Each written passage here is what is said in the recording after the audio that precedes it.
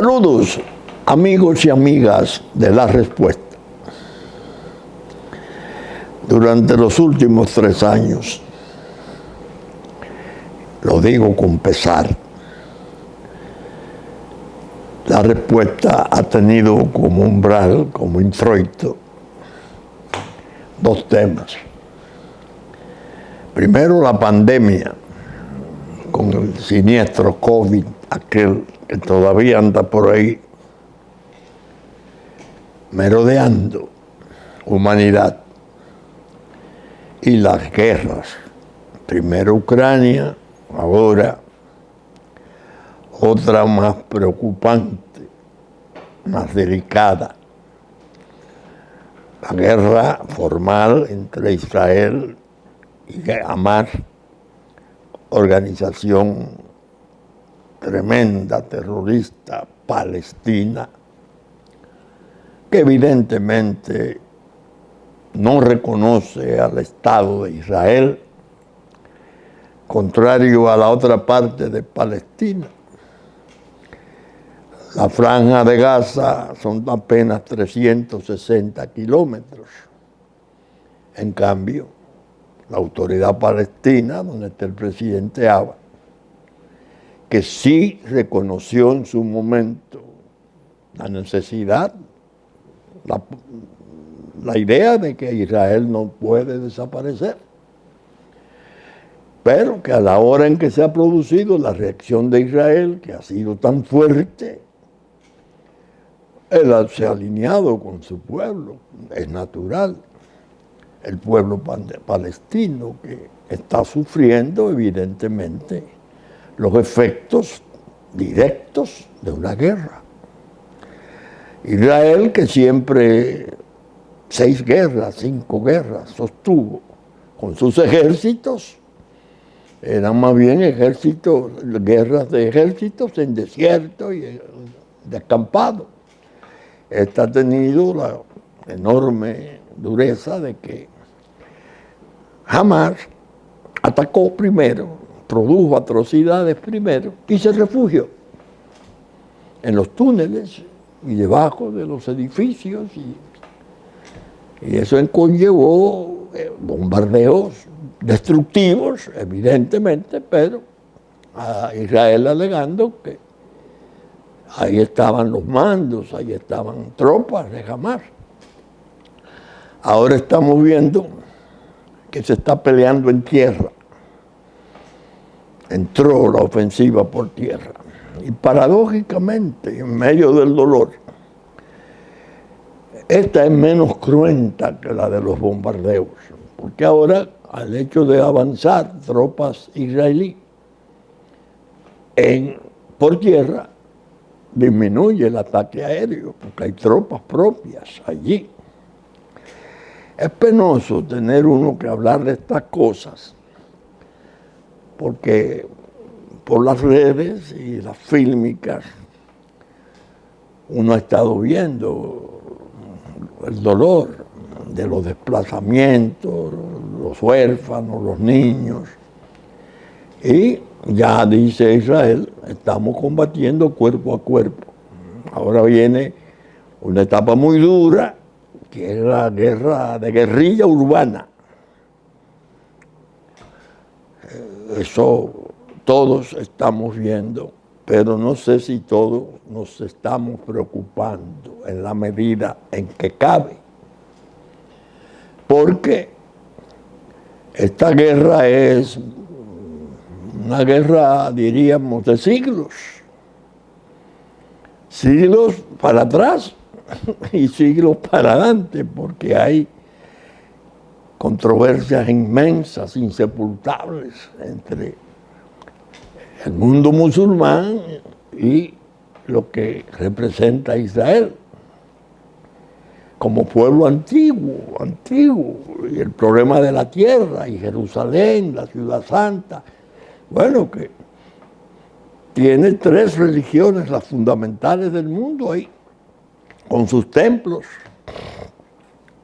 La idea es que se ha ido como tratando de generalizar el conflicto. Y esa es la parte más peligrosa de todas. Por ejemplo, se dio un episodio, una muchedumbre inmensa en Estambul, en Turquía. El presidente Erdogan fue el orador.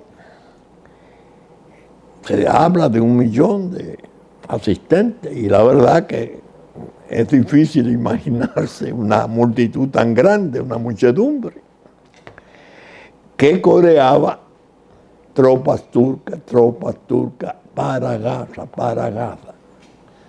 Es decir, que Turquía entre en la guerra.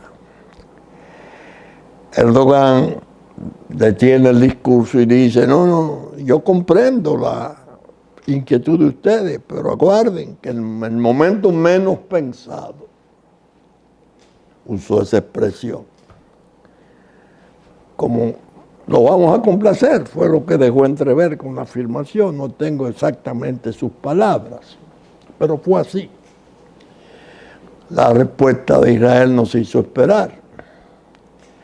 Bueno, si se coaligan, Siria, Líbano, el pueblo árabe, y me atacan, voy a responder por los medios extremos que tengo.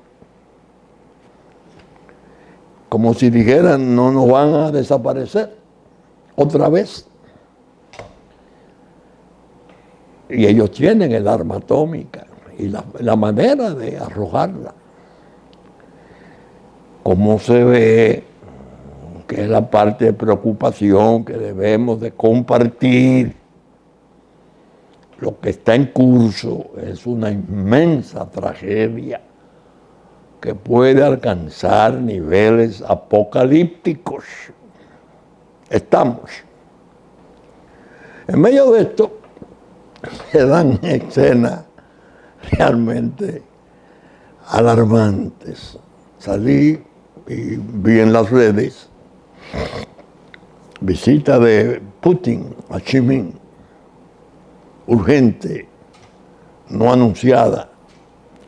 Pero lo que destacan en la visita es que Putin va caminando por un pasillo, lleva un maletín y detrás van 6 hombres de su escolta. Pero hay otro con maletín.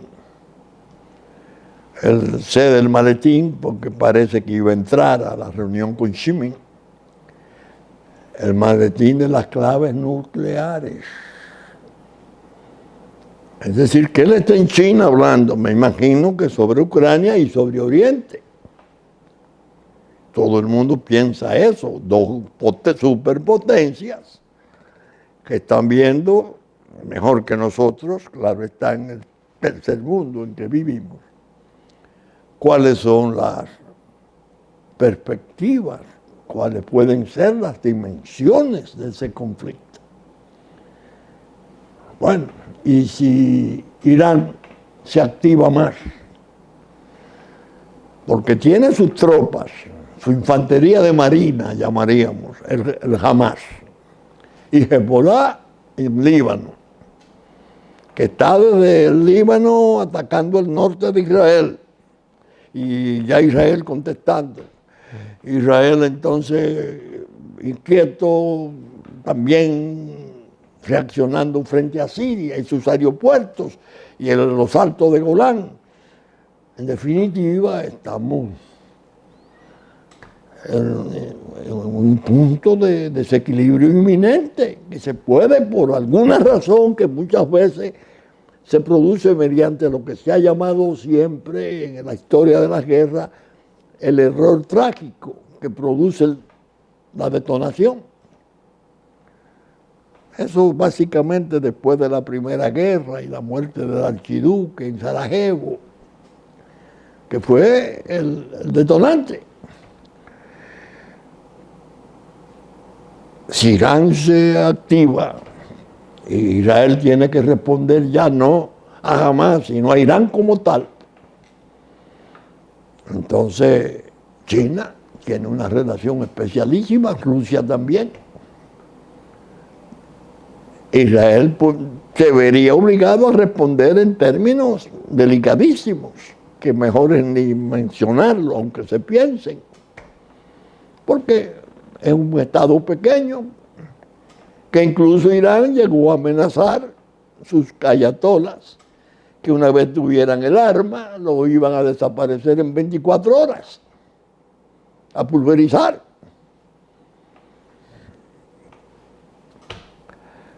A evaporarlo nuevamente. ¿Cómo es esto?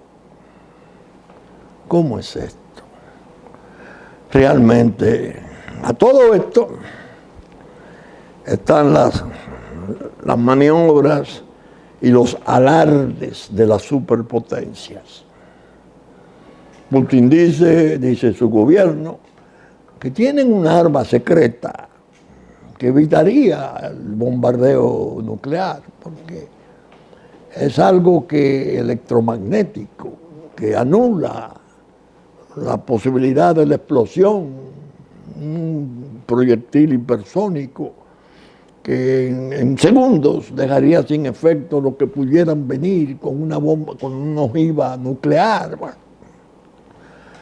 Estados Unidos, no hay que hablar. Y China, no hay que hablar. Dicen los rusos que no la tienen, que lo que tienen es investigaciones. ¿Quién va a creer eso? La tienen las tres, pero Estados Unidos dice, es un error de China, un error de Rusia, de ausentarse del acuerdo general para el control de las armas nucleares. En definitiva, el mundo está colgando de ese miedo. Esa tercera guerra que tanto se le teme y que el sabio profundo que fuera Einstein dijera que si eso se producía, la otra guerra, la cuarta, tendría que ser a palos y piedras, porque no quedaríamos como humanidad. Es casi una manera de volver una especie nueva del planeta Marte. El clima, la atmósfera quemada, las cosechas desaparecidas, el sol. Bueno, más vale no leer esos efectos. En ese umbral en que estamos, no se pierda nadie. Y todo lo que eso va a significar, sin que llegue a esos términos, como trastorno de la economía en general, de toda la vida del mundo, del orbe, de todos los seres humanos en el planeta. Es un tiempo triste, un tiempo difícil, penoso por el que pasamos como mundo. Y nosotros también tenemos problemas. Oímos esas cosas. Aparece otro reportaje en respuesta de Estados Unidos hablando de su flota de submarinos.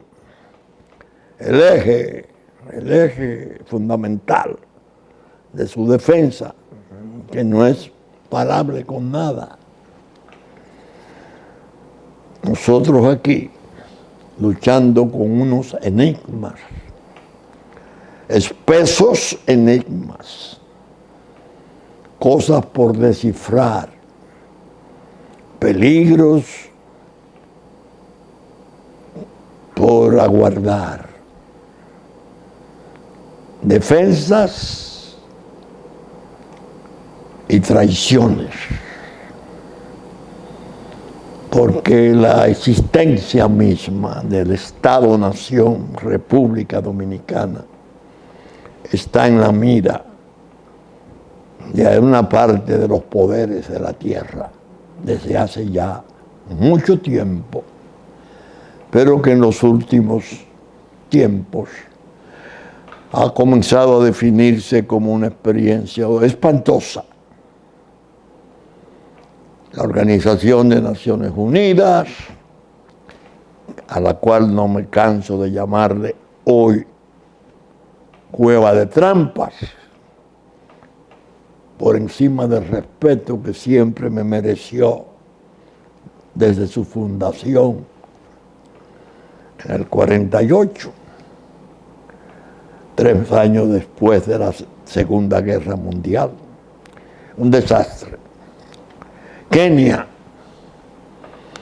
la Corte y el Parlamento de Kenia en una trifulca, en un encuentro, porque se siguen dando órdenes judiciales prohibiendo la misión.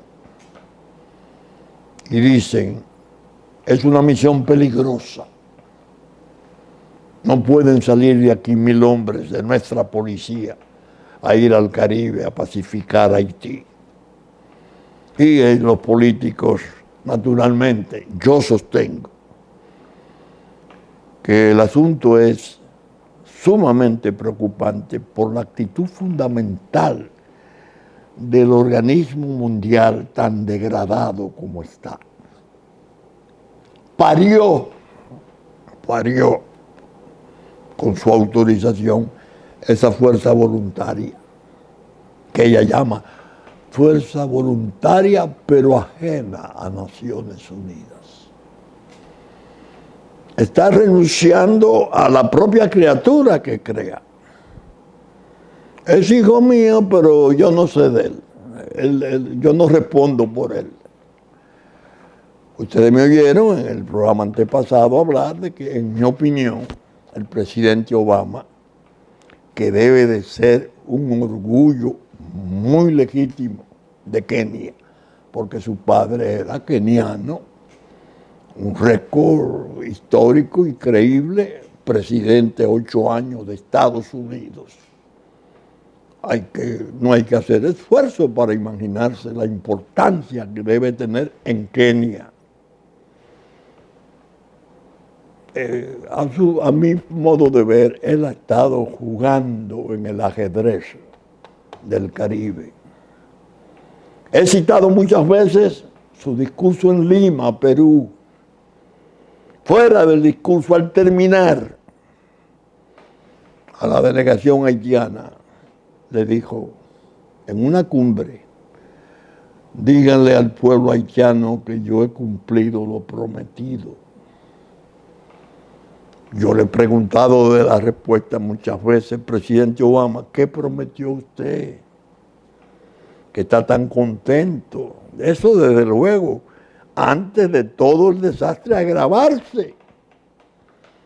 La muerte del presidente, los vacíos enormes y el control terrible de las guerrillas, de las pandillas, todavía no la han ascendido a guerrilla.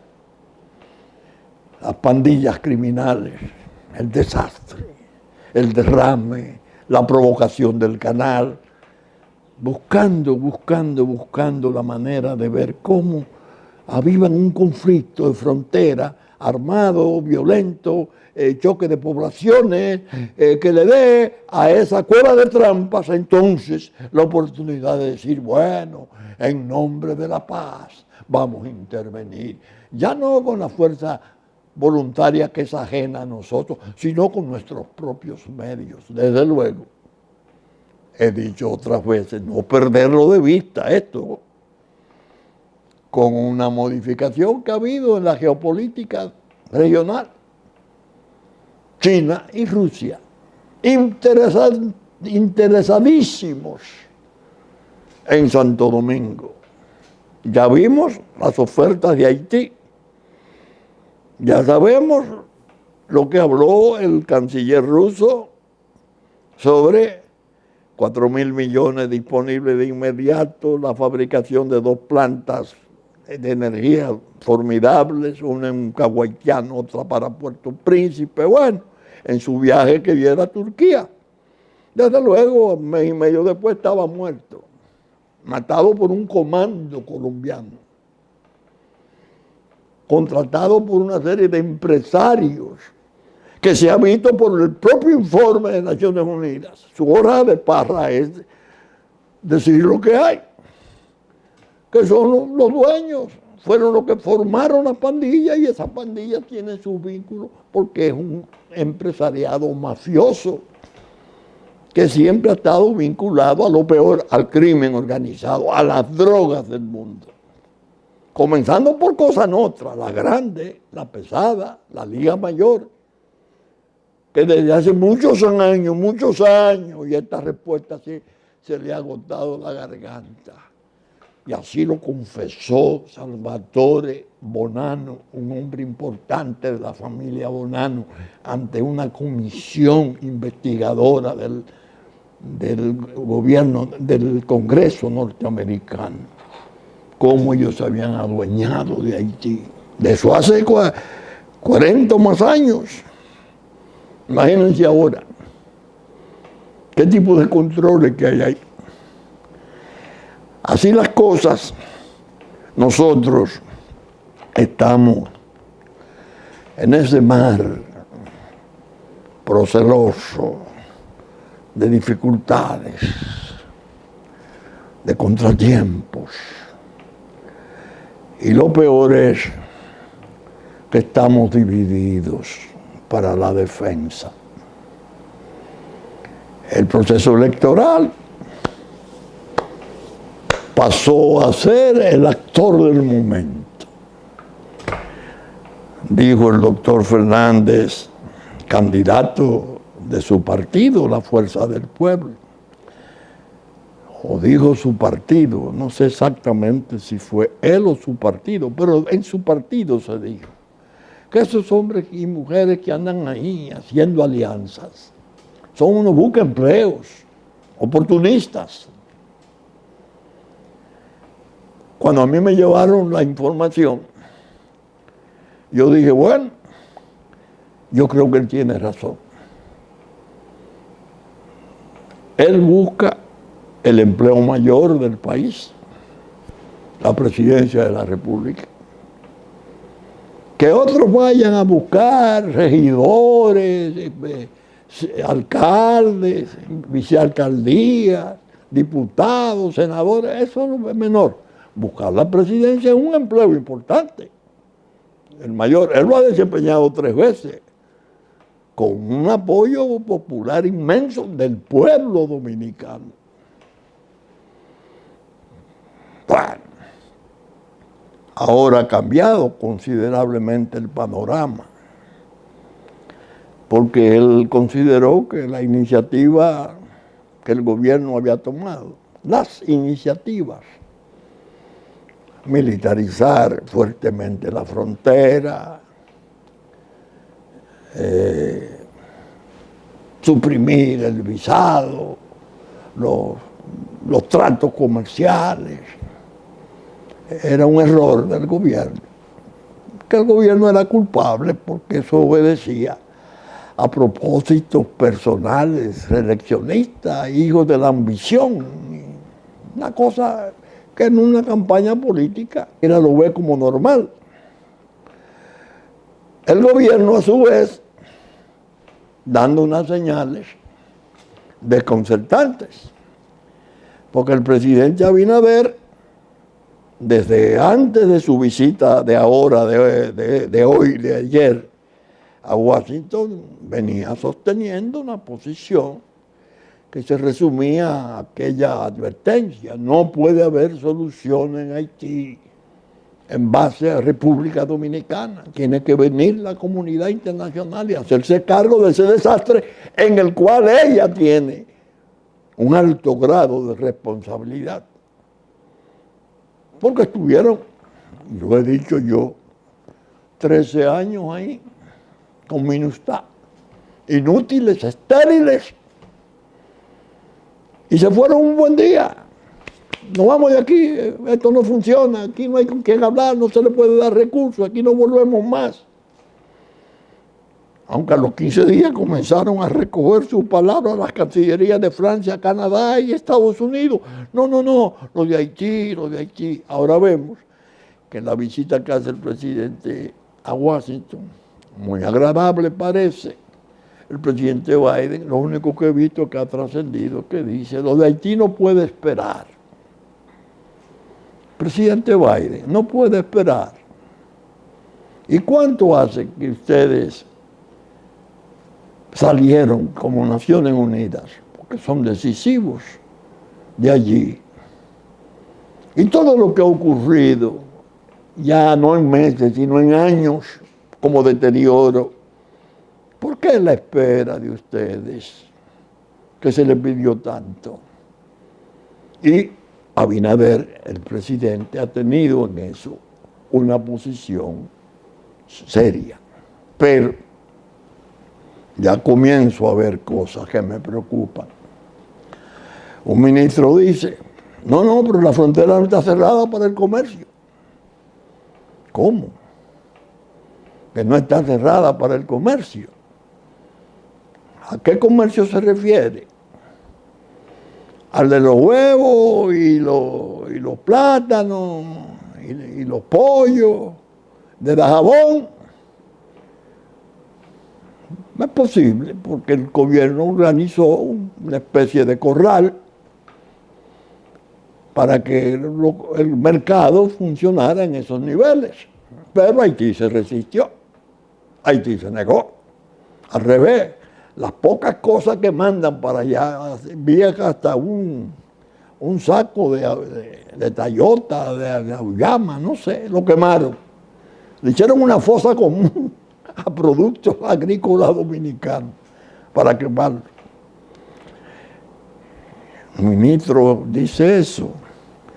No, y se anuncia que los vuelos están restablecidos. ¿Cómo que están restablecidos? Sí, ya comenzaron se reanudaron.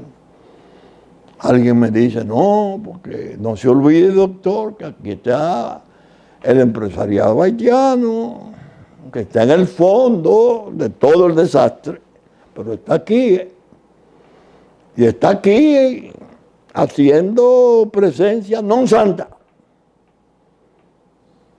Y hago un paréntesis, para comentar esa parte que digo de la presencia del empresariado haitiano entre nosotros. Miren lo que es el paréntesis. La previsión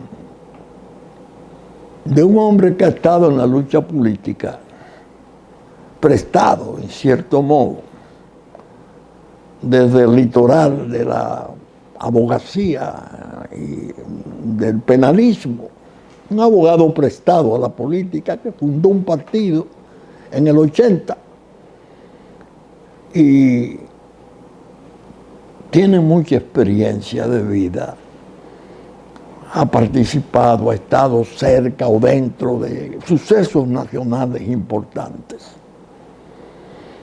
En el gobierno de Leonel Fernández, donde él desempeñaba funciones de presidente del Consejo Nacional de Drogas, fin del siglo pasado, se derogó un decreto que establecía que no era pertinente eso de que los extranjeros pudieran adquirir inmuebles en nuestro país sin tener previamente un permiso del Poder Ejecutivo. Una medida que era antigua, venía de los tiempos, creo, del propio régimen de Trujillo. Cuando esa política se estableció, yo vi y tuve conversaciones con un amigo muy apreciado, muy ponderado, siempre sereno y penetrante, César Pina Toribio. Y le dije a mi amigo César, no me gusta esa disposición, porque pienso que abre válvulas arriesgadas, porque van a adquirir inmuebles extranjeros.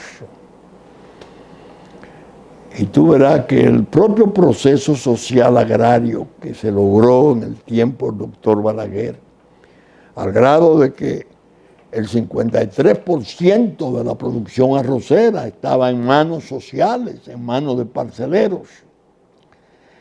Esas parcelas no están controladas debidamente.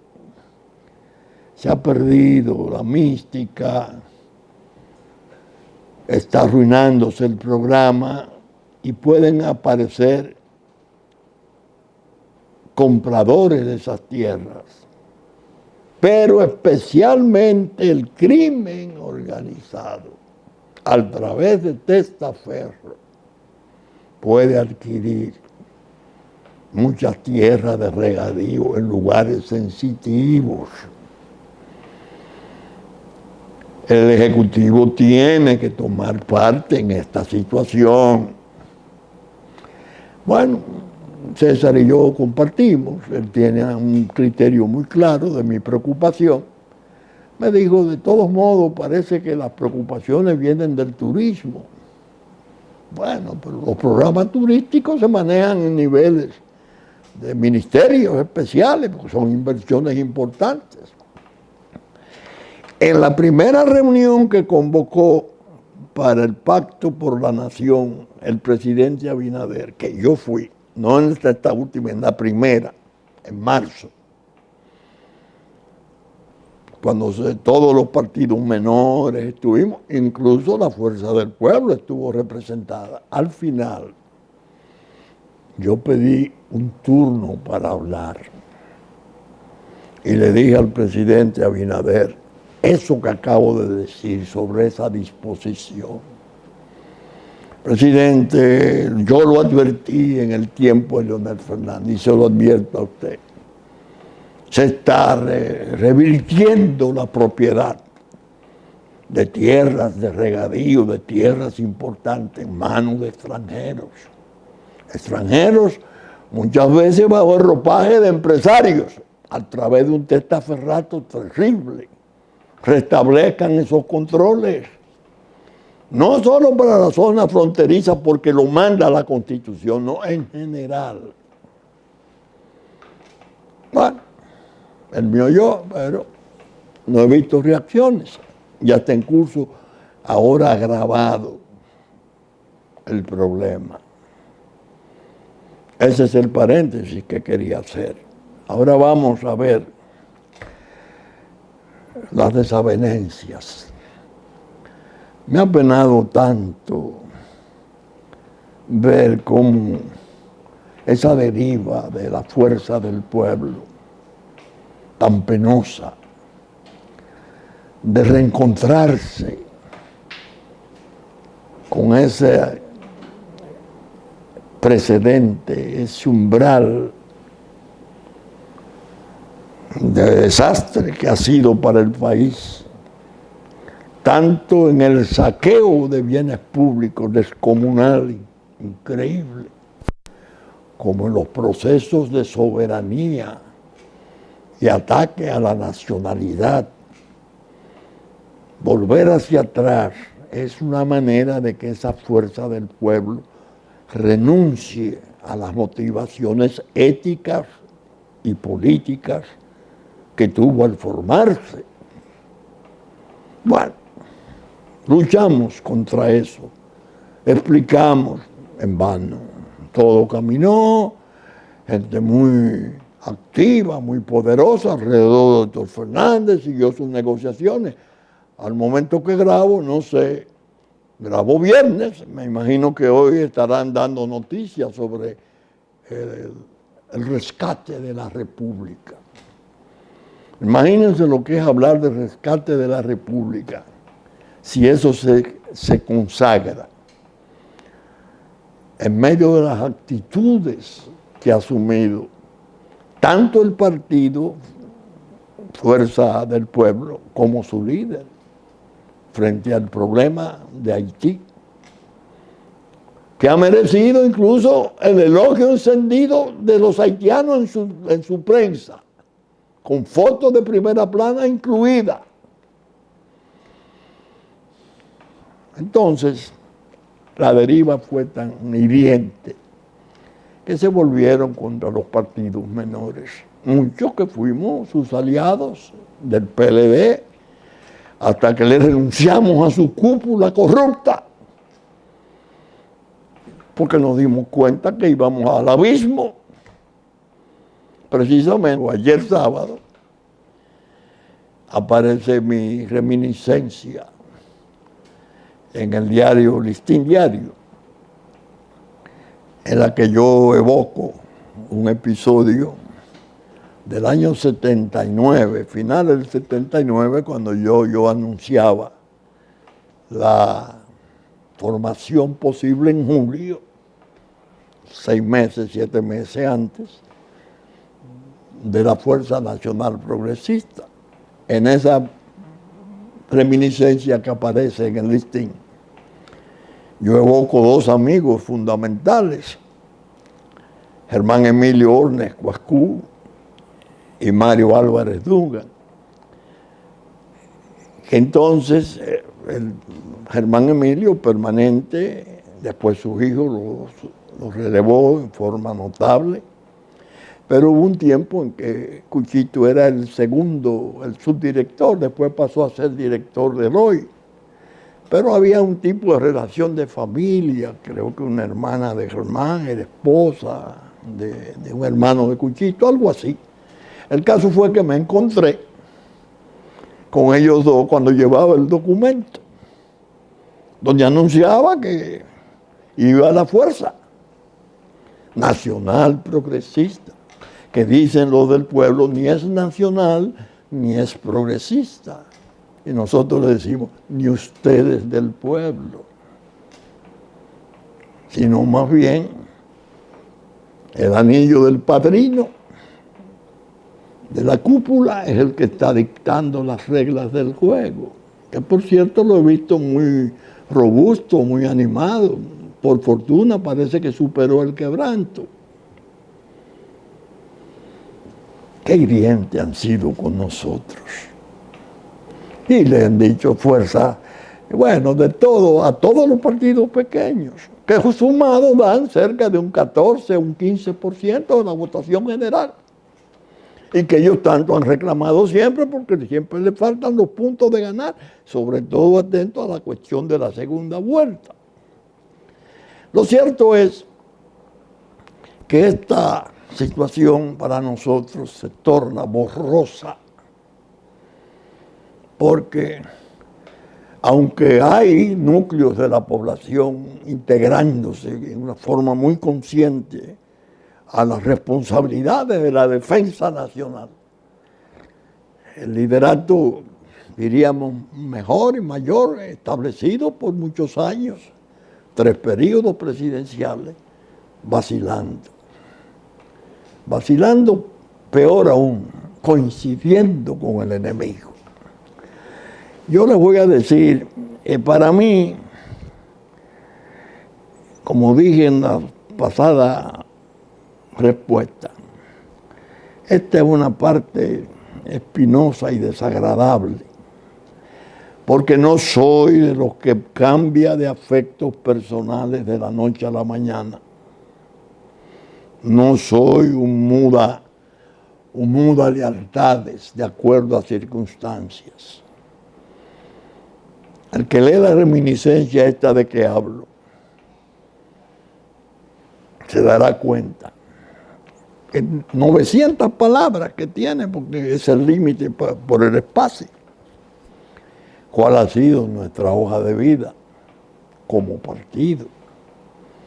Incluso me permití repetir en ella algo que leí en la convención nuestra última, el pensamiento de Juan Pablo Duarte sobre la cuestión de la existencia del país como tal, como patria, que no puedo cerrar este programa dentro de unos minutos sin leerla,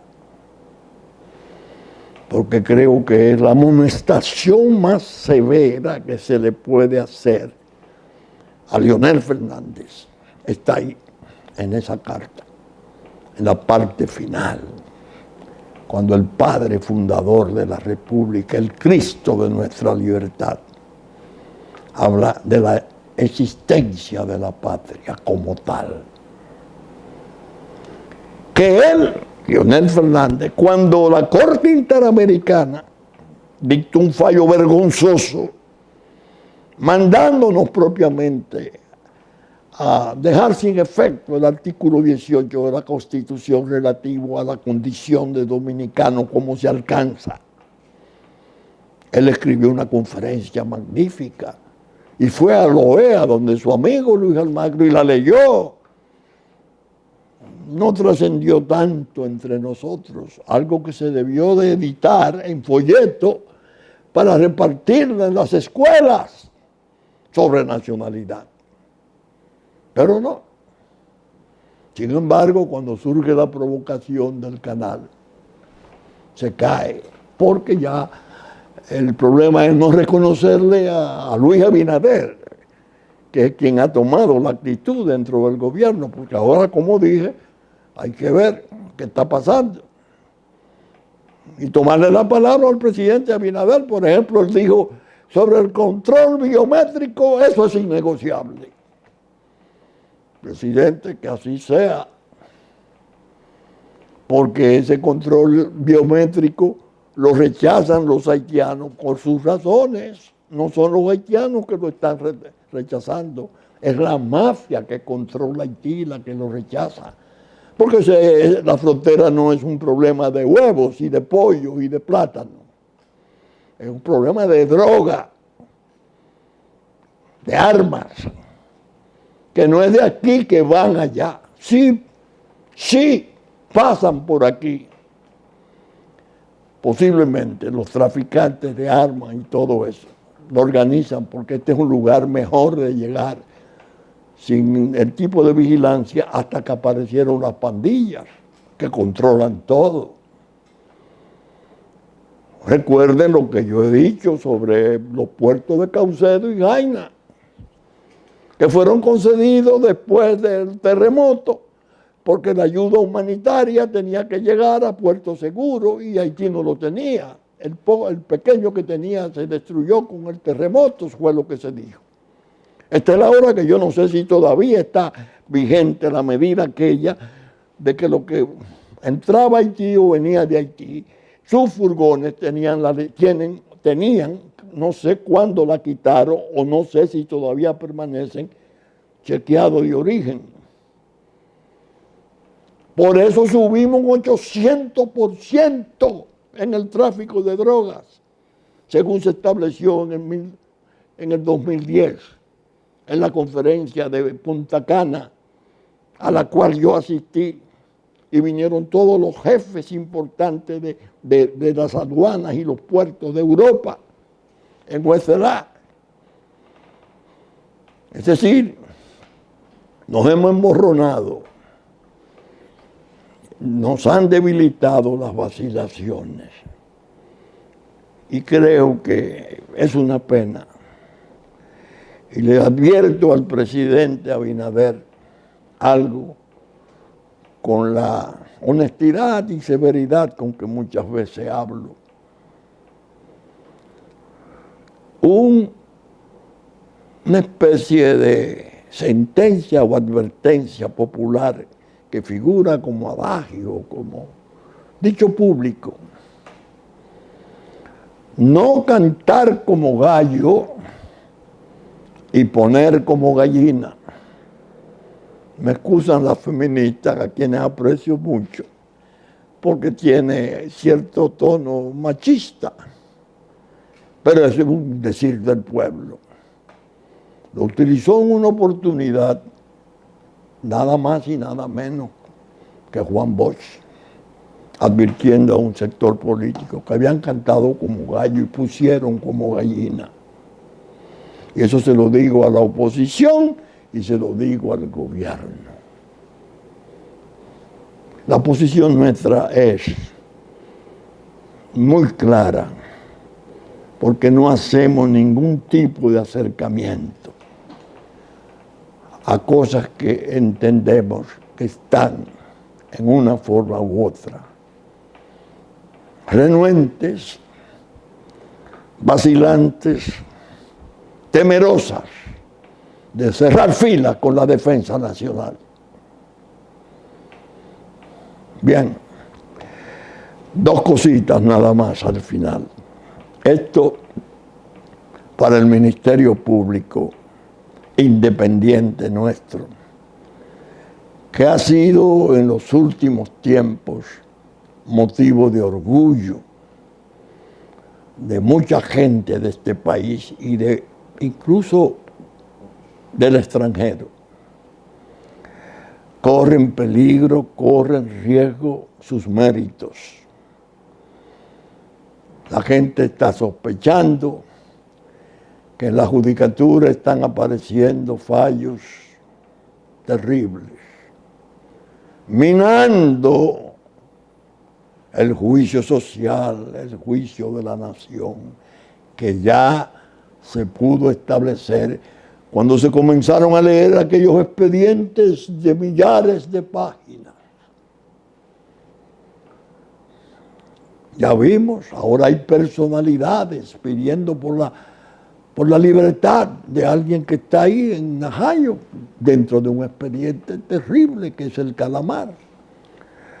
No se abre proceso sobre los problemas eléctricos que hablan de 30,000 millones de pesos.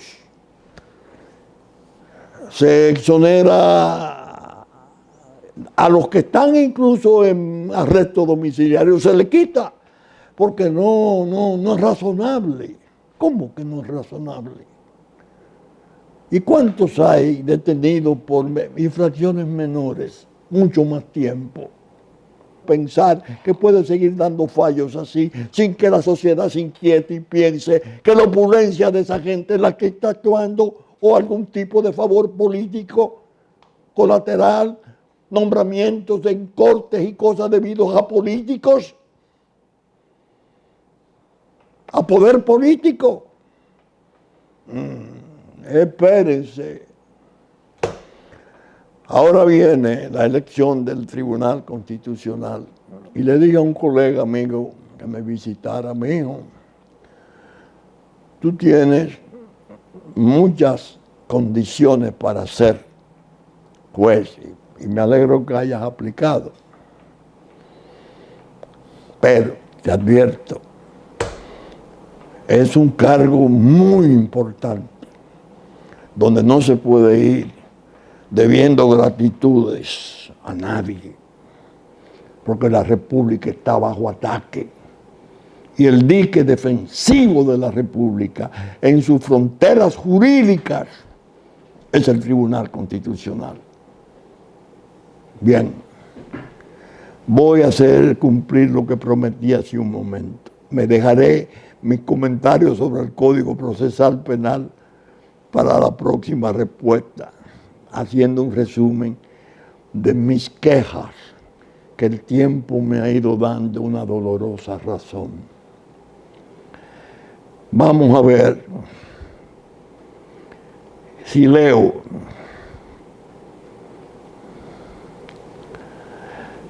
el ideario de Duarte.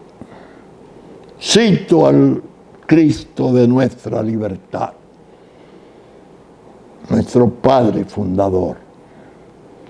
Siendo la independencia nacional la fuente y garantía de las libertades patrias,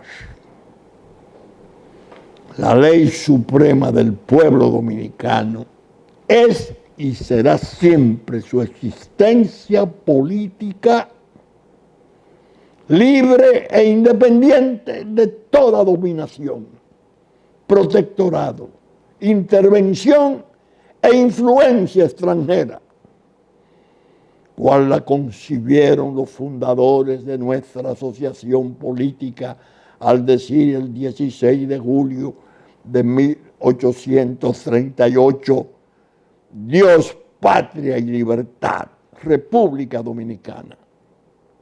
Y fue proclamada el 27 de febrero de 1844, siendo desde luego así entendida por todos los pueblos cuyos pronunciamientos confirmamos y ratificamos hoy, declarando además, aquí viene la advertencia al doctor Leonel Fernández, que la hago con verdadero pesar. Que todo gobernante o gobernado que la contraríe, de cualquier modo que sea, se coloca ipso facto, por sí mismo, fuera de la ley. Dios mío, en labios de aquel santo de la libertad que fuera Duarte, eso es un tipo de lema inmortal para el país. Hombres importantes, dotados de cultura, de relaciones, de prestigio, ¿cómo pueden darle las espaldas a esa patria que se refiere Juan Pablo Duarte en los momentos peores, donde los peligros son evidentes, palpables, y se está viendo claramente desbordada el derrame demográfico, la invasión que se ha hecho de su territorio, y cómo el trabajo agrícola y la construcción y la atención de nuestra salud se van absorbiendo, y cómo siguen maquinando los organismos internacionales para ver si llegan al esperpéntico experimento de un Estado binacional o de fusionar los dos estados de la isla de Santo Domingo. Eso no es posible. Eso no es posible. No es perdonable.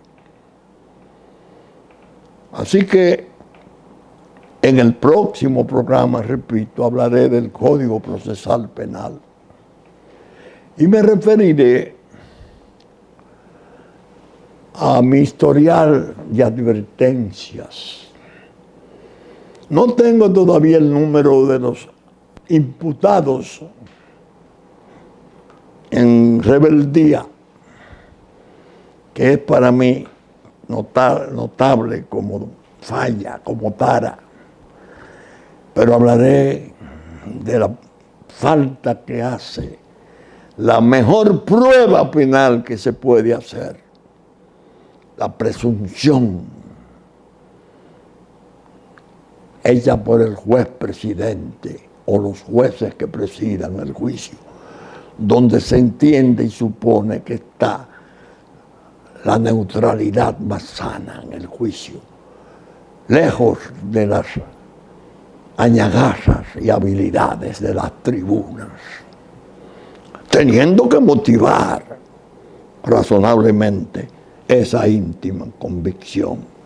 No me da la ganaria, no abusiva, para que ustedes comprendan mejor el peligro de esos expedientes voluminosos de miles de páginas, que leerlo solo puede llevar el tiempo que el código tiene, el actual, como perecimiento, y asegurar así una impunidad que creo crearía una ira pública horrible.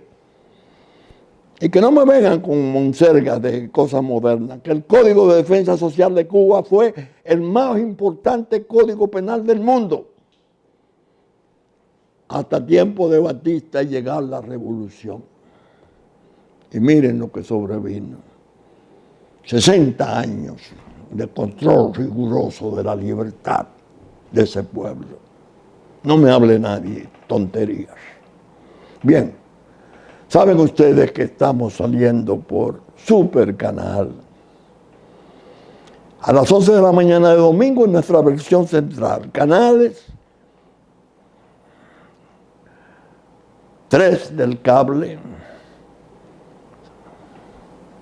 33 de Claro, que asimismo del Impacto, canales 52 de Claro, 22 del cable, el domingo a las 12 del mediodía, a las 9 de la noche y lunes en la mañana, por los canales que indiqué, y otros tantos amigos que no me canso de lamentar, que sean tantos que no los puedo mencionar porque sería injusto.